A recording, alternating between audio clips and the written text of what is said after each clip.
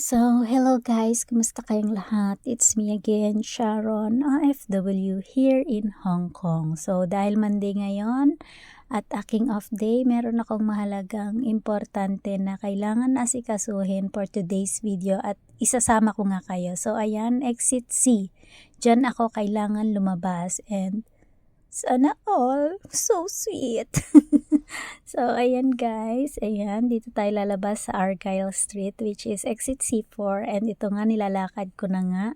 Tutunguhin natin ang labasan patungo sa Tagumpay. Charot. So, ayan, aakyatin ko nga yung hagdanan na yan.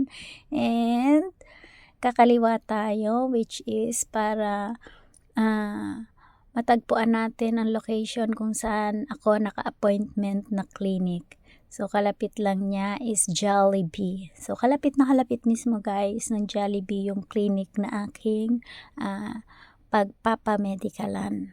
So, ayan. Kalapit ng Jollibee, HSBC and clinic. And ayan na nga guys. Ayan na ako. Nakarating ako ng matiwasay.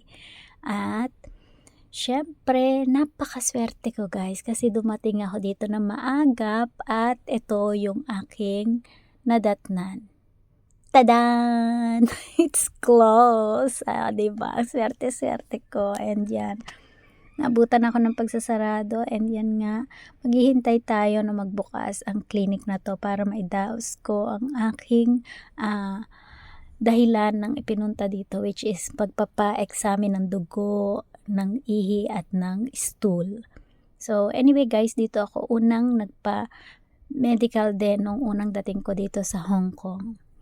So, ayan guys, dahil nga early renew ako ng employer ko. So, sabi ng broker ko, pumunta ako dito at magpa-medical muli para malaman kung ako is maayos ang katawan para sumabak muli sa panibagong lalakbayin. So, ayan guys, matagumpay kong nairaos ang aking medical and syempre hindi mawawala ang mag-video-video ng magagandang tanawin dito sa aking lugar na napuntahan. So, ganyan katataas yung building dito sa Hong Kong.